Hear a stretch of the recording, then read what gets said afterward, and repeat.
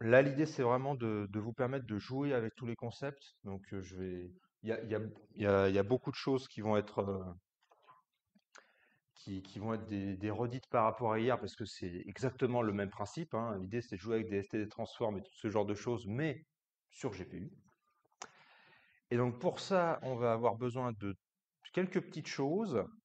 Alors, il y a l'introduction à Must qui est dans l'indico déjà. Donc ça, c'est pour vous apprendre à lancer des jobs. Alors dans le cas où vous n'avez pas installé le HPC SDK sur votre ordi, malgré les 25 milliards de gigaoctets que vous a fait télécharger David hier, si vous avez encore de la place sur votre ordi, vous pouvez peut-être tenter des choses. Donc là, c'est sur les GPU de Must directement, vous pouvez lancer des jobs. Et, euh, et donc là, je peux directement aller sur un exemple donc avec les différents GPU qu'on a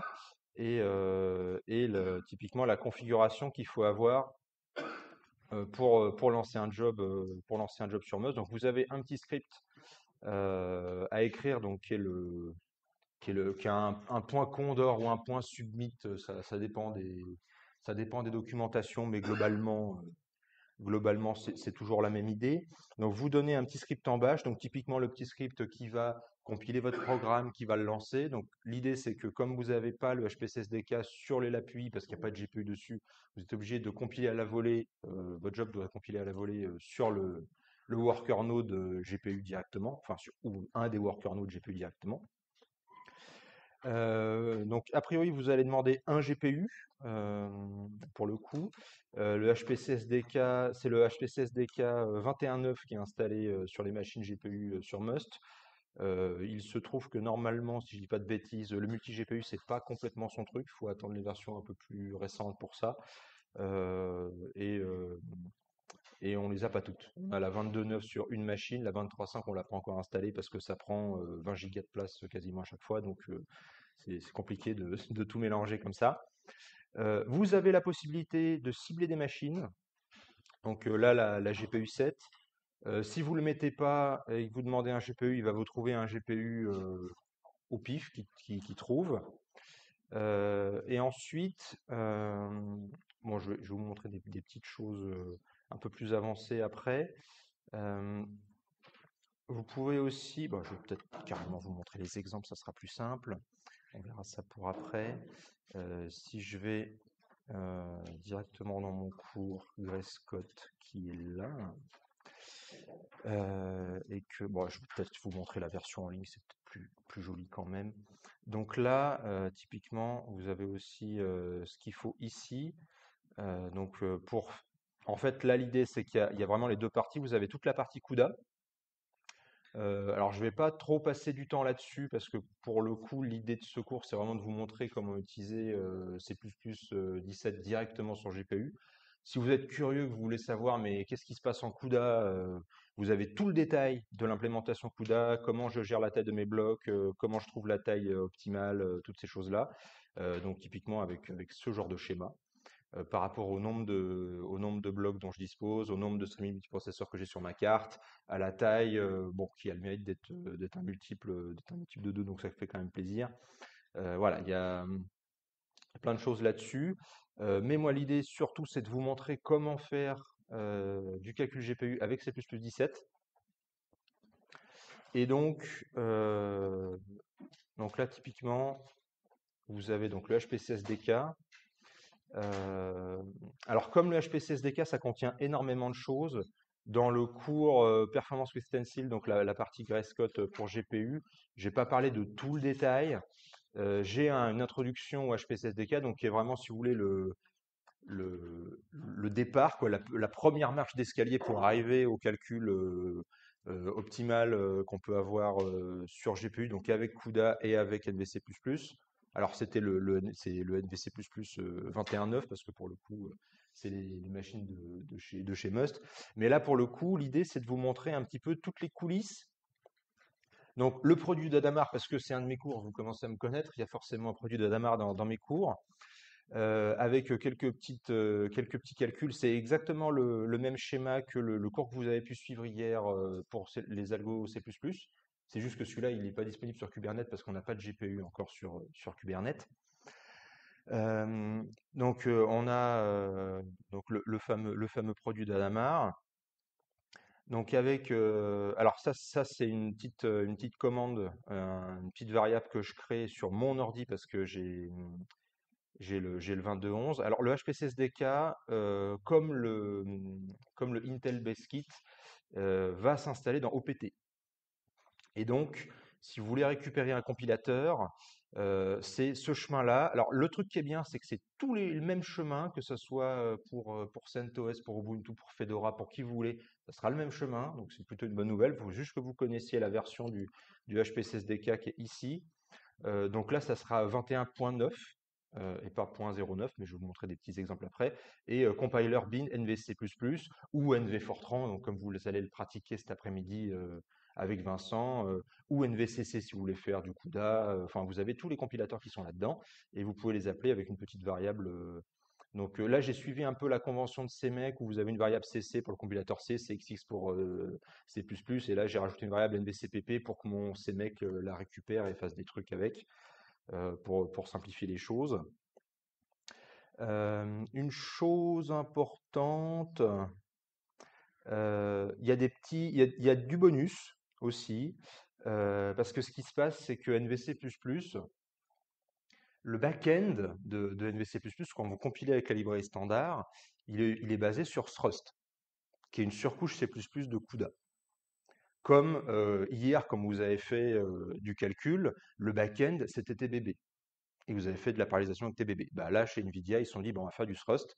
Et donc, du coup, je vous ai fait aussi une petite introduction à Thrust, qui est assez sympa à utiliser. Donc, sont des vecteurs. Bah, je peux peut-être vous montrer un petit peu de code pour que vous voyez à quoi ça ressemble. Donc, tous mes cours sont toujours fonctionnent de la même manière. Vous avez un, le programme qui est explosé en plein de petits morceaux avec beaucoup d'explications pour vous dire ce qu'on fait. Et après, à la fin, vous avez le programme complet. Et donc là, typiquement, vous voyez Thrust. Donc il y a le concept. Alors c'est très très proche de ce qu'on fait en CUDA. C'est normal vu que c'est une surcouche CUDA. Vous avez les host vecteurs, donc qui sont des vecteurs qui sont alloués sur l'hôte, donc sur la machine hôte, sur le CPU hôte, et vous avez le device vector qui est alloué, comme son nom l'indique, sur le GPU directement. Et quand vous faites des copies entre les deux, bah, les données vont être copiées automatiquement. Et du coup, vous pouvez appeler des choses. Donc là, j'ai mélangé du Rust avec du Curand, parce que bah, il n'y a pas encore toutes les fonctions. Si vous utilisez les bibliothèques random de la STL, bah, il va pas être content parce que les longues doubles sur GPU, pour le moment, la bibliothèque, elle gère pas, elle est pas contente. Donc, vous avez des fonctions qui existent pour ça. Mais bon, comme on vous l'a montré lundi, là, pour le moment, vous avez une solution NVIDIA. Vous avez aussi d'autres solutions open source qui existent. Si vous avez une bonne interface, passer de l'une à l'autre, ça ne devrait pas être très, très compliqué. Donc, c'est aussi pour ça que je vous montre comment ça fonctionne. Et je me suis amusé aussi dans ces exemples-là à mélanger plusieurs concepts, donc on a vu avant, en disant on fait des calculs en Thrust ou en Curand ou en QFFT aussi après, avec les transforms de Fourier, mais on appelle quand même quelques petits std transform ou std reduce parce qu'on peut avec NVC++. Et donc typiquement, en faisant ça, là j'ai mélangé plusieurs concepts en disant j'utilise des vecteurs Thrust, mais en même temps, j'utilise Curand pour générer aléatoirement des calculs. Et après, je fais aussi un reduce avec un parent sec, donc sur le GPU directement, en utilisant la STD, les STD reduce directement, chose qu'avant on pouvait pas vraiment faire. Donc ça vous permet de vous donner plein de manières différentes de voir les choses et de voir comment organiser tout ça. Et donc de la même manière, dans la partie HDF5, donc on fait toujours la même chose ici. Et dans l'implémentation, donc si je jette un petit œil au dossier source, donc de la même manière, donc vous avez le petit kernel pour faire des calculs de FFT si vous avez envie de jouer avec. Et, et derrière, vous avez donc un petit système pour récupérer quelques petits arguments pour faire des choses. Un petit programme aussi pour sauvegarder des données en HDF5 et les loader en HDF5 pour faire des tests. Donc là, en fait, là-dedans, il y a deux programmes, c'est pour ça qu'il y a deux mails. Euh, donc voilà, ça vous permet de jouer avec ça, bon, avec les QFFT complexes. Donc voilà, l'idée c'est que vous ayez pas mal de manières de faire. Je me suis amusé aussi à faire un petit exemple un petit peu plus terre à terre en termes d'analyse de données. Alors vous avez l'équivalent, si je vais dans le bon cours, qui est où? Qui est, bon, je vais repartir de là, je vais tricher, ça ira plus vite. Hop, qui est là. C'est l'équivalent de cette calibration-là. Donc l'idée c'est de se dire, oui, mais bon, moi, je veux faire une vraie analyse de physique. Donc, j'ai des données, mais j'ai beaucoup de données et j'ai des données typiquement de calibration qui vont permettre de faire des conversions en termes de quantité. Mais mes données de conversion, elles sont beaucoup plus petites que mes vraies données. Et ce que je veux, c'est avoir un espèce de broadcast qui fait les calculs. Et donc, toute l'idée de cette partie-là, c'est de vous dire, mais en fait, les broadcasts en C++, ça n'existe pas encore. Enfin, ça existe, mais à l'échelle du registre vectoriel, et c'est pas ce qu'on veut. Qu'est-ce qu'on fait? Comment on fait? Comment on s'en sort? Donc, en vous montrant les méthodes qui fonctionnent. Donc, je vous ai montré hier aussi avec Macao comment est-ce qu'on fait pour vérifier que le programme fait bien son boulot correctement et que le compilateur a bien fait son boulot correctement. Euh, et donc là, typiquement, vous avez tout le détail de tiens, mais comment je fais? Et en fait, cette partie-là, c'est l'écho de la précédente en disant oui, mais du coup, si je veux faire la même chose sur GPU, est-ce que ça marche? Est-ce que c'est compatible? Est-ce qu'il y a des choses qui ne fonctionnent pas? Est-ce qu'il y a des choses qui fonctionnent? Enfin, comment je m'en sors? Typiquement, une chose, alors je vous en ai pas trop parlé hier, mais dans les lambdas, quand vous passez une lambda, bah, d'ailleurs, je peux peut-être vous montrer un petit exemple, ça sera peut-être plus clair. Si je fais ici, que je vais ici, et là, vous voyez que vous avez plein de versions, parce que j'ai essayé plein de trucs, et l'idée, c'est aussi de vous montrer qu'on peut faire beaucoup de choses. Donc, si je vais, bon, vous avez l'implémentation classique, donc qui est celle que je vous ai montré un petit peu hier, bon, avec les produits d'Adamar, mais c'est la même chose, hein, vous exprimez tout avec des built-in assume line en disant au compilateur, je te promets que tout va bien se passer, et vous avez la version C++20 avec un std transform. Donc avec mon histoire d'indice qui est pas très classe mais qui a le mérite de fonctionner. Il y a aussi une histoire avec un calcul où on précalcule le modulo pour l'indice, mais pareil, on peut faire encore mieux. Et la partie, c'est toi, cette partie-là, où l'idée c'est de combiner. Bah, je vais vous montrer le code complet, ça sera plus clair. Voilà, ici, attends, on va faire ça comme ça, vous allez l'avoir en entier. L'idée là, c'est de combiner dans la calibration, de dire, je parcours de manière séquentielle des événements, la notion d'événement, même si en fait je parcours un tableau à une dimension, comme si c'était un tableau à deux dimensions. Et après, j'applique une calibration en disant, comme je vous ai dit hier, les transforms sont limités à des triadiques. Donc ça veut dire que je peux pas faire A moins B fois C. Donc je suis obligé de faire A moins B et après de faire fois C. Donc du coup, j'ai un transform qui met à jour le A moins B, donc en utilisant le tableau de signal qu'on veut calibrer comme entrée-sortie. Donc du coup, j'ai pas besoin de temporaire, donc je triche un petit peu par rapport à la version de comparaison, mais ça permet de faire des choses quand même qui fonctionnent. En passant une exécution de polishing, donc au passage, comme ça, vous allez voir dans le cmeclipse.txt, on teste plein d'exécutions différentes avec plein d'options différentes pour voir qui gagne, parce que c'est pas mal de vérifier aussi comment ça se passe. Et donc en fait ça, euh, pour vous faire la version courte, si vous combinez donc dans une lambda, vous appelez d'autres std transform, donc là je parcours avec un for each et j'appelle un std transform à l'intérieur de mon for each. Si vous faites ça sur CPU, ça déchire. Pour le dire simplement, même si vous calculez des moments ou des choses comme ça déchire. C'est vraiment un truc, TBB est très bon pour ça. Si vous faites la même chose sur GPU, au mieux, il va vous dire j'arrive pas à créer le kernel. Bon, après, c'est un HPC SDK. Même avec les plus récents, j'ai testé avec le 23.5. Il n'est pas convaincu. Il dit non, franchement, le kernel, j'arrive pas à le créer. Bon, dans quelques temps, ça sera certainement possible. Et en fait, dans le pire des cas, ce qu'il va faire, c'est ok, tu as le droit de créer ton kernel, mais seulement si la première exécution, elle est séquentielle. Si elle est parallèle, je refuse de créer le kernel. Si elle est non parallèle, je refuse de créer le kernel. Et si elle est par sec, je refuse de créer le kernel. Du coup, on est obligé de rester en sec. Et ce qui se passe là, en fait, le truc extrêmement fourbe, je me suis rendu compte de ça avec Nsight, c'est que c'est très lent. Parce que ce cher compilateur se dit, ah mais c'est sec, je vais utiliser le CPU.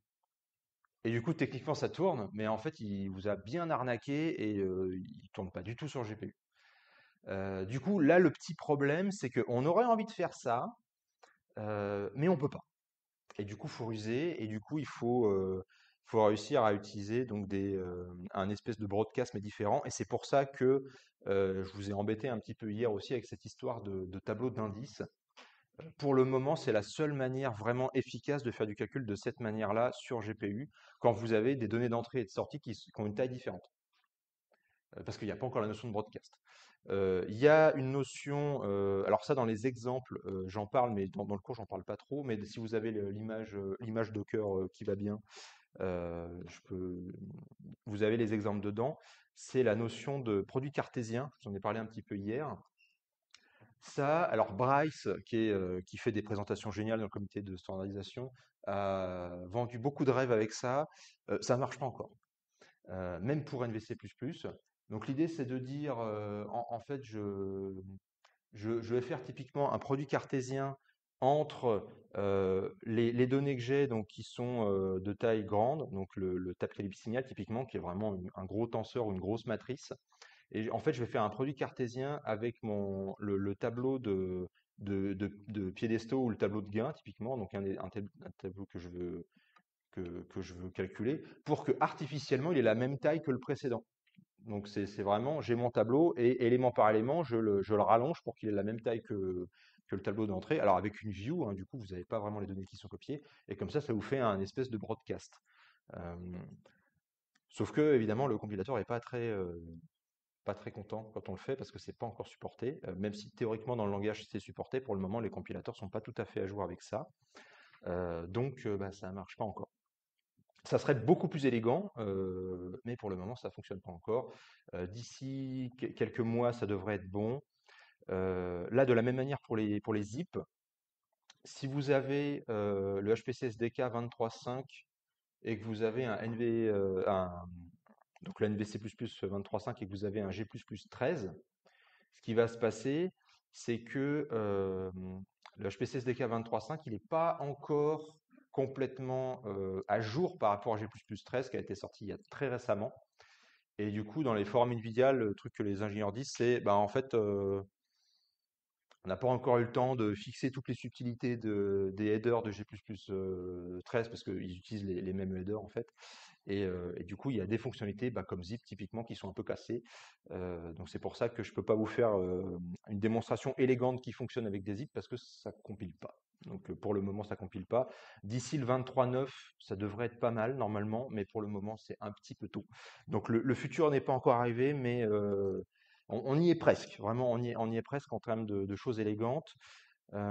J'attends beaucoup du C++26 parce que pour le coup, il y aura la notion d'algèbre linéaire, il y aura la notion de SIMD, il y aura la notion de broadcast, de choses comme ça. Et là, ça va vraiment devenir intéressant. Et là, on pourra faire des choses vraiment de la même manière sur CPU et sur GPU. Pour le moment, on n'en est pas encore là, mais ça va arriver vite. Et donc, du coup, pour vous montrer un petit peu...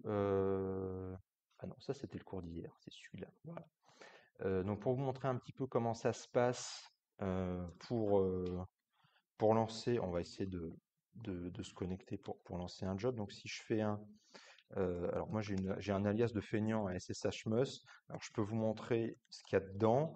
Donc c'est tout bête, hein, c'est un SSH du login donc, que vous avez reçu hier. Donc c'est moi qui vous les a distribués hier.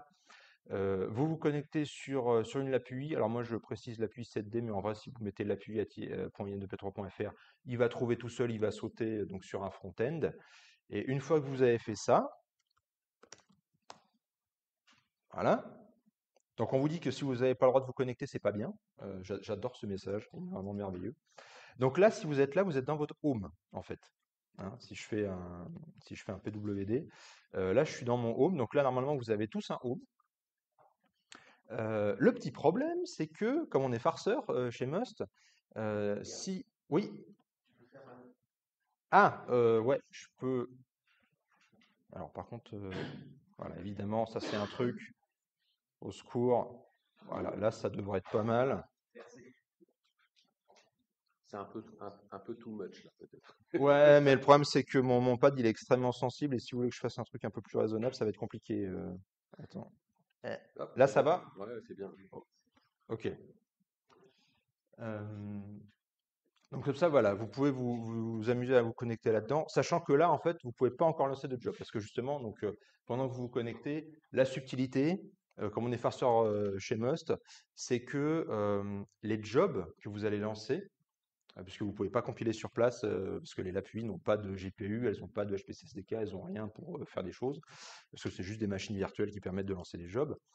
En fait, les jobs, quand vous allez les lancer, vont pas voir vos homes. Donc c'est là qu'il faut ruser un petit peu, qu'il faut changer de dossier. Donc j'attends que vous soyez à peu près tous connectés. Euh, bon, ça m'a l'air d'être pas trop mal cette histoire. J'espère que vous n'avez pas oublié vos identifiants hier, parce que pour le coup, ça serait dommage. Parce que pour le coup, vous en avez besoin. Ah là, c'est exactement, c'est la feuille un petit peu grosse. C'est pas les petits coupons pour le Wi-Fi, c'est vraiment les feuilles qu'on vous a données hier.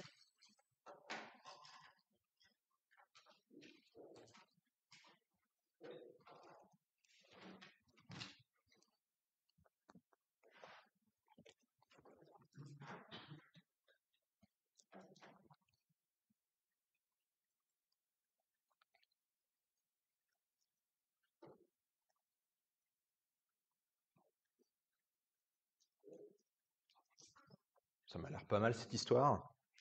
Donc là, la subtilité, c'est qu'il faut aller sur l'AppData, CTA, parce que vous ne le savez pas, mais vous êtes tous dans le groupe CTA. C'est la première fois qu'on a un groupe aussi énorme au laboratoire, on est content. Et donc là-dedans, alors vous n'avez pas forcément un home, alors moi j'en ai un. Donc moi j'en ai un, moi c'est POBR. Euh, a priori, vous avez le droit d'accéder à l'AppData, à l'AppData CTA. Donc là, je vous invite à faire un CD l'AppData CTA et à créer un dossier avec votre nom dedans. Et comme ça, vous allez là-dedans et vous lancez votre job d'ici. Et là, votre job, vous allez pouvoir récupérer tous les exemples donc, qui sont déjà dans tous mes cours en ligne. Vous allez pouvoir les lancer, les soumettre sur les machines, récupérer les résultats, avoir les logs, avoir toute la pile de compilation et pouvoir jouer avec et regarder un petit peu les temps de calcul. Parce que pour le coup, Condor va vous dire, ah bah votre job, il est parti à telle heure, il a fini à telle heure, il a duré tant de temps, il a pris tant de ressources. Voilà, c'est ce genre de choses. C'est tout bon jusque-là? Donc là, alors là, j'ai beaucoup de choses, donc on va essayer de faire les choses bien. Donc là, j'ai un test. C'est quoi? C'est un test job, c'est un cours. Non, c'est pas, c'est un test Must, un test Condor. Voilà, voilà, cours. Donc là-dedans, j'ai plein de cours. Alors, qui on va prendre? Ah bah cours Must, c'est pas mal ça. Hop. Et donc là-dedans, alors, on a aussi des exemples avec Singularity, mais là, pour le moment, bah, vous avez déjà le HPC SDK qui est installé sur les machines, donc c'est pas la peine de s'embêter.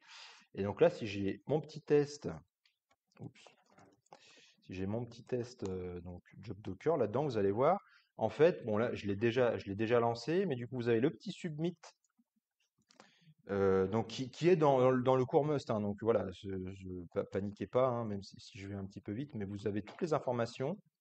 Donc, malheureusement, ce langage n'existe pas. Donc, dans mon cours, il y a une coloration statique parce que je me suis quand même cassé la tête à faire un truc qui ressemble à quelque chose. En vrai, ce langage, personne ne le connaît, donc c'est un peu moche quand vous l'éditez avec un éditeur de texte normal. Donc là, vous reconnaissez l'exécutable que je vous ai montré tout à l'heure.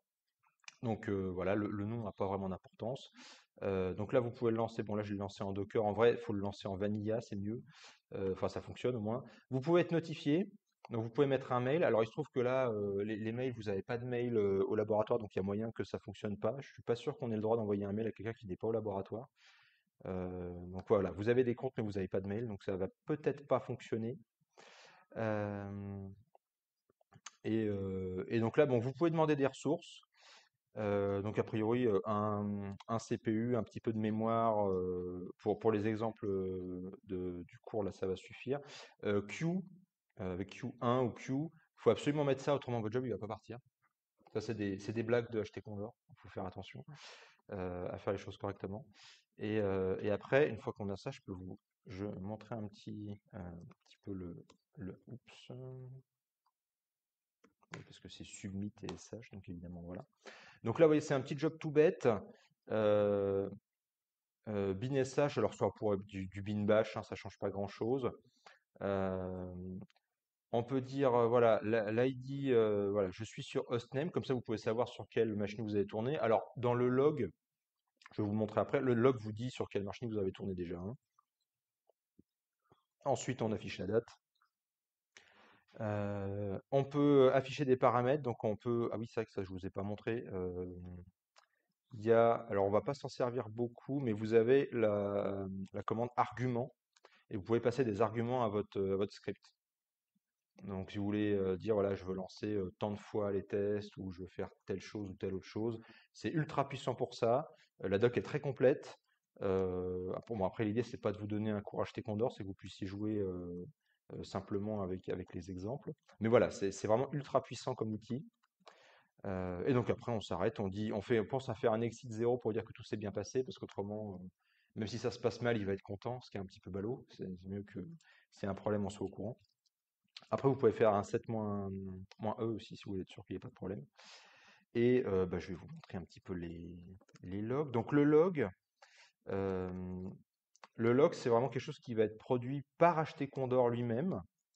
Donc là, il va vous dire, alors il va les stacker, hein, si vous lancez plusieurs jobs à la suite, vous faites plusieurs submits à la suite, il va stacker dans le même log, parce que là, le log, c'est vraiment toujours un result.log, donc il va juste stacker les informations. Et donc là, vous avez, voilà, où est-ce que mon job il a tourné, donc worker node 310. Normalement, il doit me dire aussi d'où est-ce que, voilà. Il me dit, voilà, je l'ai soumis de la l'API 7D. Donc, comme ça, si vous avez lancé un truc, mais que vous savez pas trop d'où et vous voulez comprendre pourquoi il y a un truc qui va pas, vous avez cette information-là. Il va vous dire aussi ce que vous avez consommé comme ressource. Bon, moi, j'en ai pas consommé beaucoup parce que mon job, il fait rien, en fait. Et il vous dit quand est-ce qu'il s'est terminé. Voilà, tout se passe bien. Donc voilà toutes les informations qu'il nous donne. Et après, bon, le reste c'est assez classique. L'output, bah, ça c'est dans tous les systèmes de job. Donc là c'est toute la sortie standard. Euh, vous avez l'erreur de la même manière qui va vous dire voilà il y a eu s'il y a eu une erreur ou pas. Un jour, il faudra qu'on m'explique pourquoi tout le monde sépare les deux parce que pour débugger c'est insupportable. Mais bon, voilà, c'est typiquement le niveau 0 pour lancer un job, c'est ça. D'ailleurs, donc, pour soumettre, c'est Condor. Allez, complète le meule, s'il te plaît. Allez, submit, voilà. Et donc là, je lui passe mon submit. Et là, il va me le lancer. Et si je fais un Condor Q, enfin Condor Q, là, il va me dire, ah, là j'ai un job, bon, qui est en attente. Parce que, bon, il n'y a pas forcément tout de suite la ressource. Most est quand même très sollicité en termes de calcul. Euh, et après, une fois que, j'espère qu'il y a un moment, il va quand même passer. La démo qui marche pas, vas-y, s'il te plaît, fais un effort. Bon, après, on peut faire les choses en espérant qu'il y ait un jour où il passe. Mais voilà, après, il va passer en run, il va faire son petit truc, il va s'arrêter et on va avoir un résultat et tout va bien se passer normalement. Donc là, vous voyez, c'est ultra simple. Donc vous avez tout le détail dans les cours au fur et à mesure si vous voulez lancer des jobs pour savoir typiquement comment ça se goupille. Bah, le temps qu'il fait sa petite cuisine, je vais vous montrer ça d'ailleurs. Donc pour la partie GPU, où es-tu? Ça, c'est l'introduction de Must. Donc pour cette partie-là, quand on lance des jobs, donc normalement vous avez, bah tiens par exemple prenons le dernier, ne nous embêtons pas. Donc si j'arrive, euh, Où suis-je? Un truc chouette. Ah non, si, peut-être que. Ouais, il y a des petites fourberies, mais ça, je vous en ai déjà parlé lundi. Euh, Ah, voilà. Donc là, vous avez le script qui permet de compiler. Donc ça, c'est typiquement les endroits. Donc c'est pour ça que je parlais du DevTool 7.11 tout à l'heure. Donc vous avez le 21.9. Donc ça, c'est le HPC SDK. Donc vous avez exactement l'emplacement de NVC++. Vous avez exactement l'emplacement de GCC et l'emplacement de G++, donc dans vos petits scripts. Comme on est sur un OS antique, c'est CMake 3, c'est pas CMake, donc c'est des choses qui arrivent. Donc si vous appelez CMake, il va vous dire que ça n'existe pas, ou il va vous dire que c'est un CMake 2 et qu'il va pas être content. Et donc après, vous passez donc le compilateur, donc ça c'est de la sorcellerie CMake, hein, vous passez le compilateur C++ en disant qu'en fait c'est une VCPP, vous passez le compilateur C en disant que c'est CC pour quand même qu'il soit content et qu'il arrive à récupérer ses petits. Et après, vous pouvez lancer donc encore un produit de Damar, hein, je suis désolé, mais voilà, il faut bien commencer quelque part. Et donc le script en entier, voilà, c'est assez simple. Euh, Il y a une variable donc qui est le Condor Assign GPU, qui vous permet de savoir quel GPU vous a été alloué, sachant que vous avez aussi le CUDA Visible Devices, dont je vous en ai parlé un petit peu lundi. Donc il est passé automatiquement. Donc typiquement, bon là, il y a plus de MIG sur les machines. Mais si vous avez du MIG ou que vous avez, bah là typiquement on a toujours 3 GPU ou 3 A100 ou souvent 3 GPU ou 4 T4 sur une même machine. Vous arrivez sur la machine, votre job arrive sur la machine, mais quel GPU vous a été réservé? Bah en fait on ne sait pas parce que c'est HT Condor qui a fait sa cuisine. Bah, il vous donne la variable pour vous dire en fait voilà c'est ce GPU là qu'on vous a réservé.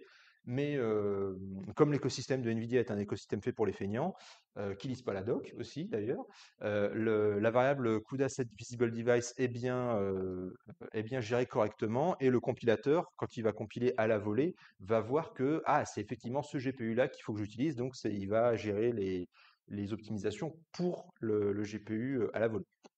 Donc vous n'avez pas besoin de vous embêter avec ça. Mais c'est bien de savoir ce qui se passe quand même derrière. Voilà. Et donc après, voilà, j'ai lancé des petites choses pour faire des petits tests. Et, euh, et normalement, donc là, j'ai le submit, donc qui va bien. Donc là, enfin, c'est un job, c'est un petit job qui permet de scanner tous les GPU en même temps. Alors, techniquement, vous pouvez le faire parce que c'est des jobs qui coûtent pas très cher. Donc là, l'idée, c'est d'avoir un petit script qui dit, bah, je boucle sur tous les GPU qui existent et qui sont compatibles NVC++, parce qu'il y en a qui ne sont pas compatibles. Alors les 3G, 20 GB, ça n'existe plus, donc vous pouvez enlever cette partie-là. Mais là, l'idée, c'est je boucle sur tous les types de GPU que je veux cibler. Et après, je fais un Condor Submit en disant, voilà, voilà, c'est comme ça que je veux lancer mon job. Vous pouvez aussi lui dire, donc là, le batch name, c'est complètement optionnel. C'était juste pour moi, pour avoir un petit retour, comme je lançais plein de tests en parallèle. Vous pouvez nommer directement les jobs que vous lancez. Donc comme ça, quand dans votre QSub, enfin dans votre QSub, dans votre Condor Q, vous pouvez avoir les noms de tous les différents blocs de jobs que vous avez soumis. Et comme ça, ils vont être rangés par nom et pas par ID, parce qu'autrement, c'est pas forcément très lisible. Mais bon, ça, c'est de la cuisine de HT Condor. Et en termes de performance, bon, vous voyez que là, bon, là, j'ai pas fait beaucoup de calculs, donc c'est pour ça que tout le monde est à peu près, tout le monde est à peu près ex aequo. Bon, même si on sait que c'est un scandale parce que ça veut dire qu'on n'a juste pas utilisé les calculs efficacement, mais l'idée c'est de vous montrer comment ça fonctionne et comment est-ce qu'on fait pour lancer un job. Et donc normalement, si je reviens, donc ici, vous voyez le petit cmeclist.txt. Donc l'option de la mort qui tue, c'est stdépart, c'est moins stdépart ou moins stdépart égale GPU. Si vous compilez avec NVC++, par défaut, il va considérer que vous voulez faire du GPU. Mais vous pouvez mettre CPU, vous pouvez mettre GPU, vous pouvez mettre. Alors sur les versions récentes, on peut même mettre les deux. Normalement, il arrive à s'en sortir. Alors, j'ai pas vérifié en termes de perf, mais théoriquement, c'est possible. Là, vous pouvez lui demander donc C++ 17, C++ 20, c'est si vous avez un HPC SDK sur vos machines, par exemple, qui est un peu plus récent. Autrement, il va pas être content. Et donc, vous voyez, c'est relativement petit, hein. Vous avez votre petit test Adamar pour faire des calculs. Un petit timer, donc ça c'est le petit timer que vous avez déjà joué un petit peu avec hier sur les tests CPU. On crée un exécutable avec le main, donc qui fait juste un produit d'Adamar, et après on link et tout se passe bien. Il y a pas mal de subtilités. La subtilité numéro un, il y a beaucoup dans le bloc développeur de NVIDIA, ils font beaucoup de tests avec un seul fichier. Et du coup, quand vous avez plusieurs fichiers à compiler, vous ne savez pas comment vous en sortir. En fait, c'est relativement simple. La partie qui fait le calcul que vous voulez porter sur GPU doit être compilée avec le stdpar égale GPU.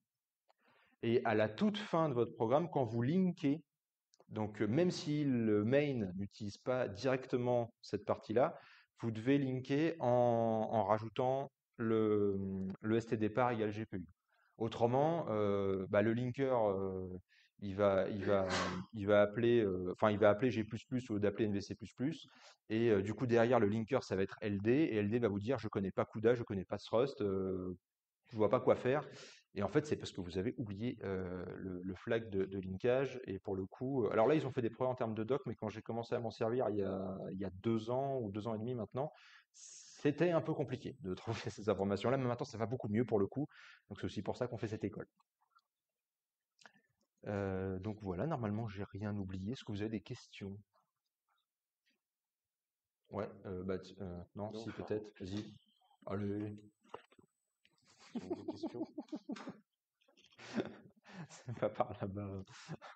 Si. Dominique qui a une question. Je donne un coup de pied dans la caméra en passant. Non, surtout pas. Merci. Si on a un programme complexe Oui, et avec différentes parties, donc les parties qui sont sur le CPU, ce serait sans le par GPU, et c'est oui, juste à la fin, et juste les parties objets qui ont besoin de GPU qui vont besoin de cette flag, c'est ça? oui. Il y a une subtilité aussi que j'ai oublié de préciser tant que j'y pense. NVC++, quand vous le mettez en mode stdpar égale GPU, ne supporte pas les tableaux statiques. Donc, si vous avez une bibliothèque qui est allouée quelque part quelque chose de statique et que vous le compilez avec NVC++ en mode stdpar égale GPU, euh, en fait, à l'exécution, CUDA va vous dire un valid pointer, je comprends pas ce truc-là, j'arrive pas à le voir. J'arrive pas à le copier parce que ça marche qu'avec les pointeurs dynamiques, donc quand vous appelez malloc, et pas quand vous avez l'allocation statique. Donc faites attention, c'est pour ça d'ailleurs si vous regardez les deux corrections des Grayscott en CPU et en GPU, le Grayscott CPU, j'ai un petit tableau 3 par 3 qui est alloué statiquement, et dans la partie GPU, en fait, j'ai un petit vecteur que j'ai alloué dynamiquement. Parce qu'autrement, ça foire. C'est justement des petites subtilités comme ça. Donc, allouez toujours dynamiquement si vous tournez sur GPU. Quand vous catchez vos variables, catchez-les toujours avec un égal. Si vous catchez avec une référence, il n'y a pas le match de feignant qui va bien pour que le driver fasse son travail correctement, et ça va foirer. Et voilà, si tu veux linker, si tu veux vraiment avoir une petite partie qui fait du calcul GPU et tout le reste qui fait de la config, des choses, enfin voilà, avec tes bibliothèques préférées qui font forcément des tableaux statiques parce que voilà, on n'a pas toujours du bol.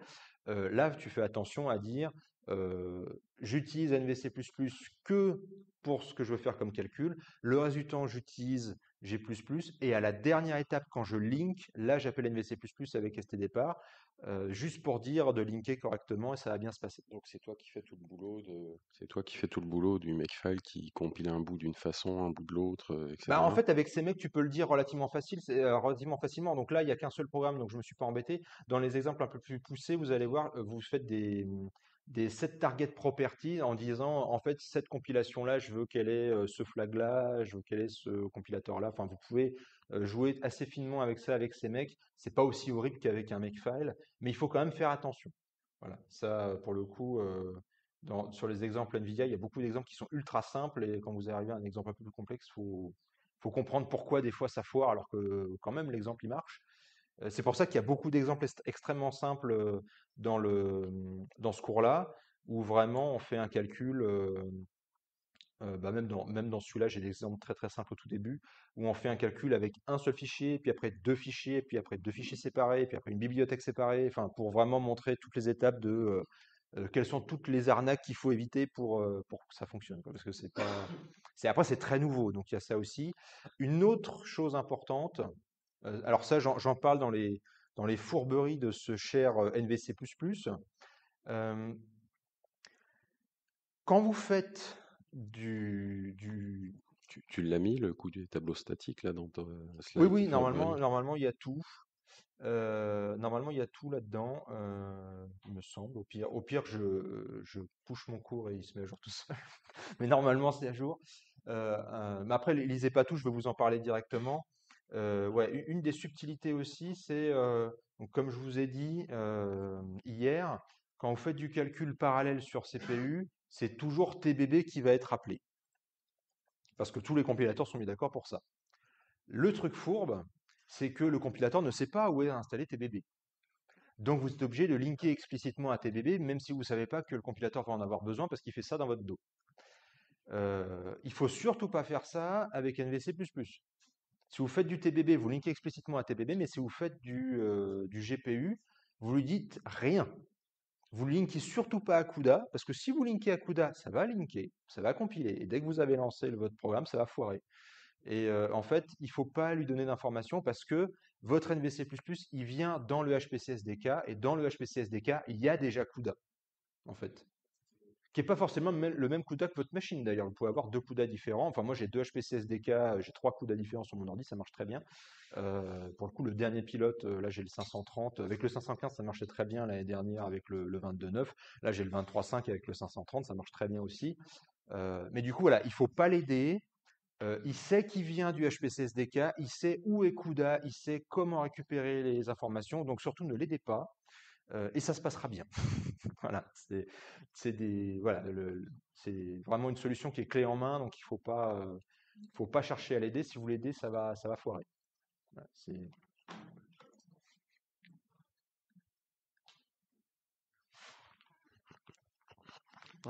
Je voudrais savoir c'est quoi le système de gestion des ressources de HPC.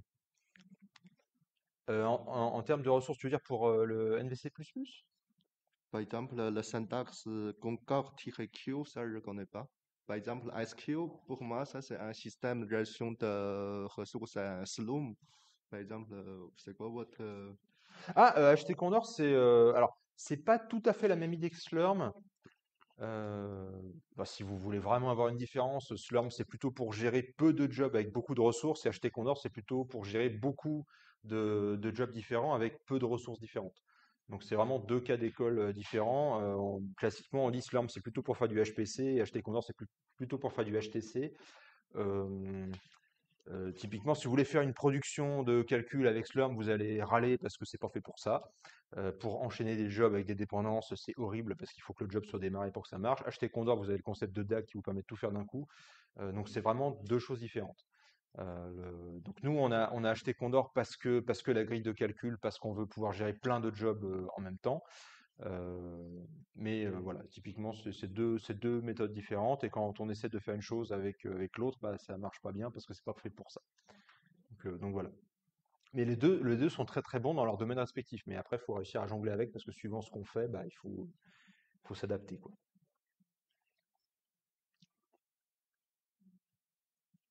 Ouais.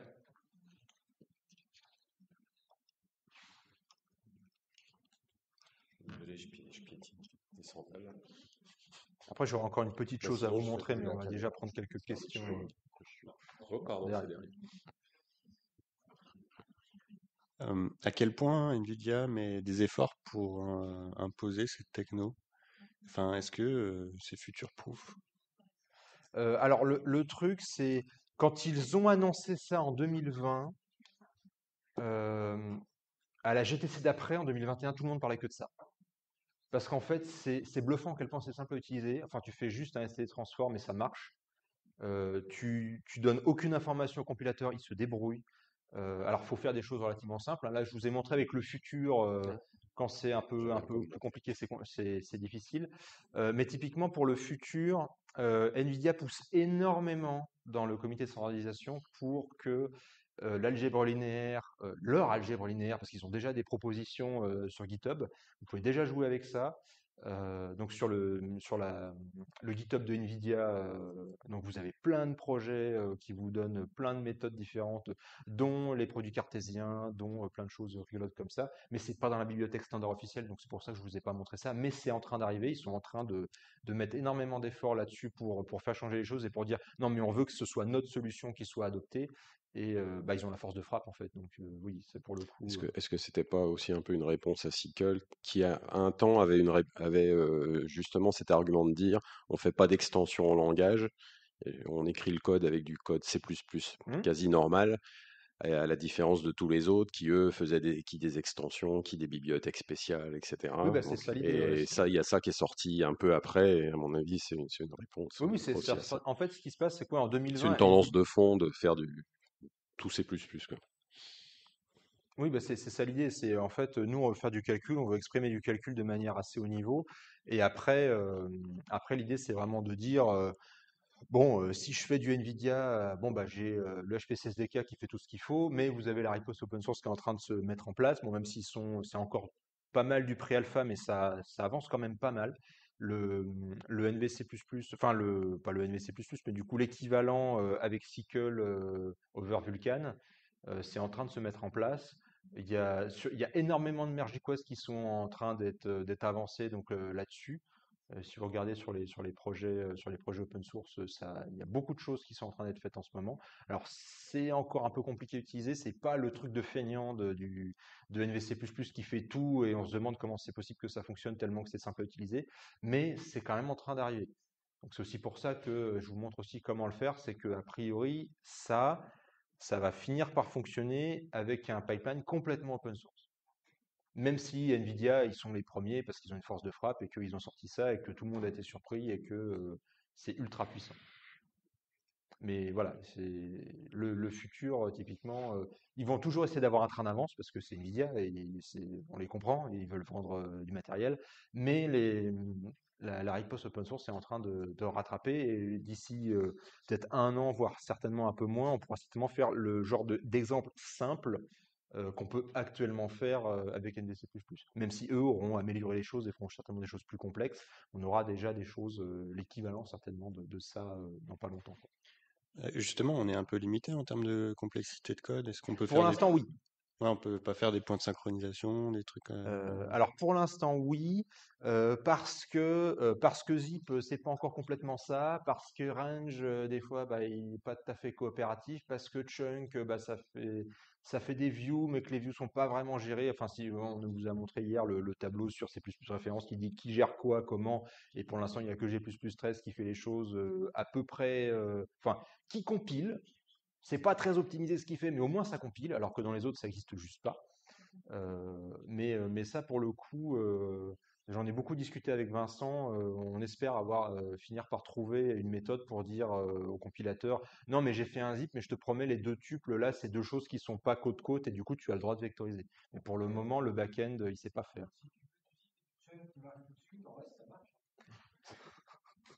Ouais, mais est-ce que ça. Ouais, mais bon, après. Voilà, pas encore sur GPU. En fait, tout l'intérêt de ça, c'est de faire aussi tourner du GPU. Moi, j'ai déjà un code qui est super rapide et j'ai pas besoin de tous ces trucs-là. Mais par contre, le faire tourner sur GPU gratuitement, ça, je dois avouer que oui, ça me vend du rêve quand même. De dire, parce que pour le coup, si vous avez fait du CUDA, gérer tous les transferts à la main, être sûr que ça se passe bien, lui, il le fait à votre place. Et d'ailleurs, oui, ça me fait une excellente transition. Ça a fait une excellente transition. Euh, je vais vous lancer. Alors, je peux vous montrer l'alias parce que le Nsight, donc dans le HPC SDK. Ah oui, attendez, je vais vous le mettre en grand. Allez. Ouais, ouais, évidemment. J'adore En fait, Terminator, c'est génial juste parce qu'il s'appelle Terminator, mais en fait, des fois, il est un petit peu chiant. Donc le Nsight, donc qui est un profiler dont je vous parlais lundi. Donc il est planqué ici. Donc là, vous voyez que j'ai le 23.5. Donc dans Profilers, Nsight System, bin Nsight UI. Donc si vous avez le HPC SDK sur vos ordi, vous pouvez vous en servir. Je ne sais plus si j'ai pensé à mettre l'image Docker sur l'indico, mais dans tous les cas, comme OCC, on est limité à 10 Go par image Docker, j'ai pas pu le mettre. Donc, du coup, vous pouvez pas faire d'inside dans cette image-là. Mais du coup, si vous lancez cette commande-là, alors vous pouvez aller dans le dossier directement et double-cliquer sur le lien, hein, ça va se lancer directement, mais moi je préfère le lancer comme ça, je trouve ça plus simple pour vous montrer le chemin complet. Et en fait, j'ai déjà fait quelques petits tests avec. Donc là, vous voyez, j'ai déjà lancé pas mal de systèmes de profiling là-dessus pour faire des tests. Donc vous avez ce qu'il faut après pour dire qu'est-ce que vous choisissez comme cible. Donc il va vous l'aider un petit peu pour dire bon attends qu'est-ce que je choisis comme cible.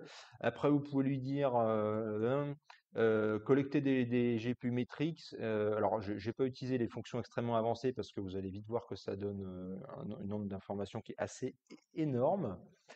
Et du coup, si je vais sur un rapport que j'ai déjà utilisé, donc là il n'est pas content parce que je ne l'ai pas lancé en route et du coup il y a des métriques que j'ai pas, mais j'en ai suffisamment pour vous montrer pas mal de choses.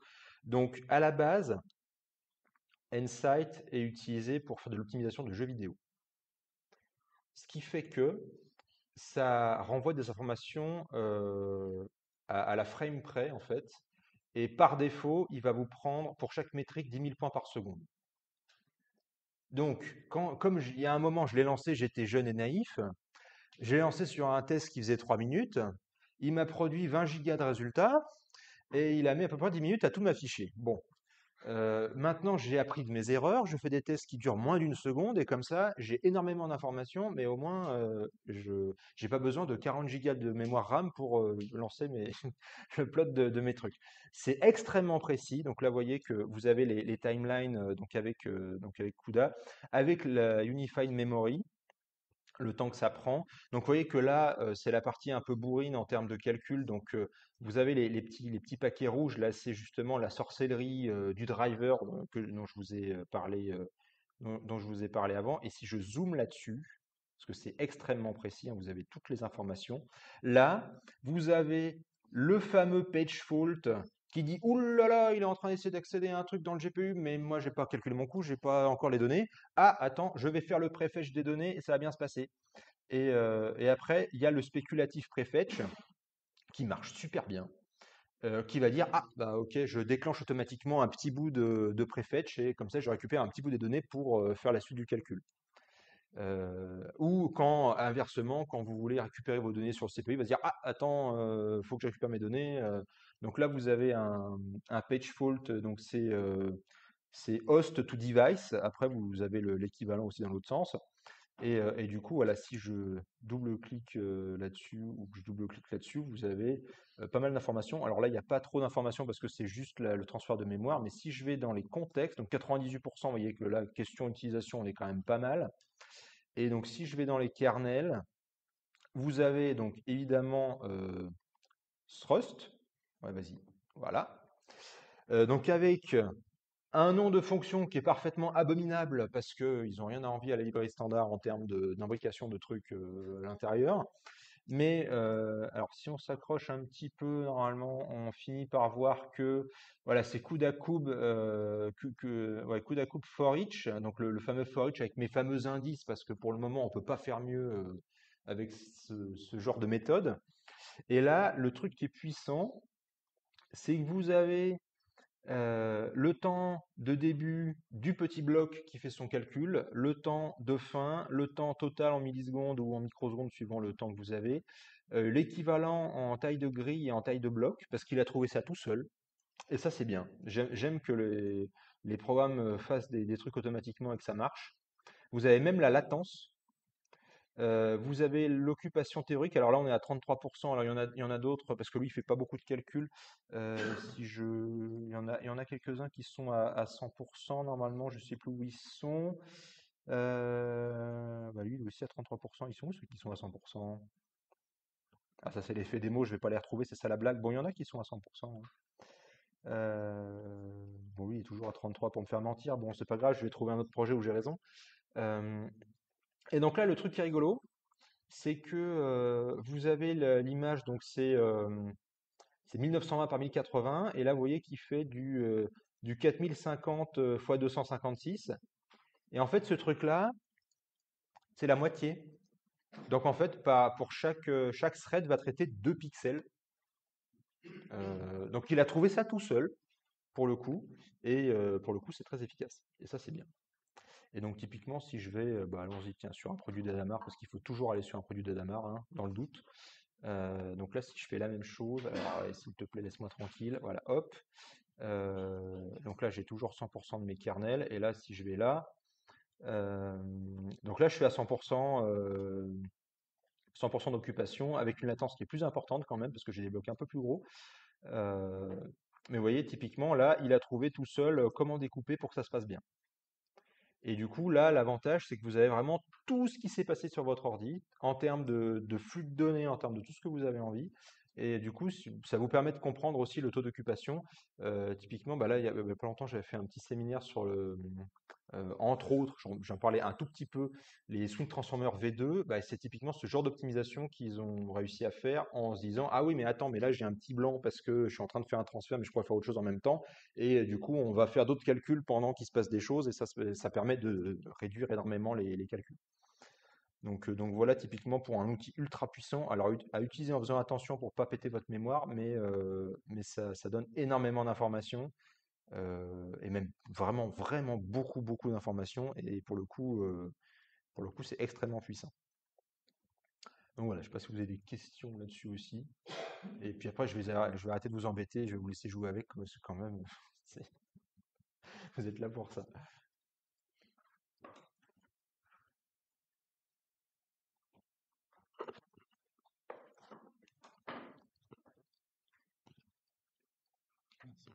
Juste petit détail technique, là tu disais que vous aviez une image Docker qui Euh, les outils, non? Oui, je vais la mettre en ligne. Alors, il n'y a que NVC++ et deux, trois autres trucs dedans. Il n'y a pas Insight parce que j'ai pas la place de le mettre. Mais oui, parce qu'autrement, c'est gros. Mais oui, je vais mettre à jour l'indico avec l'image qui va bien.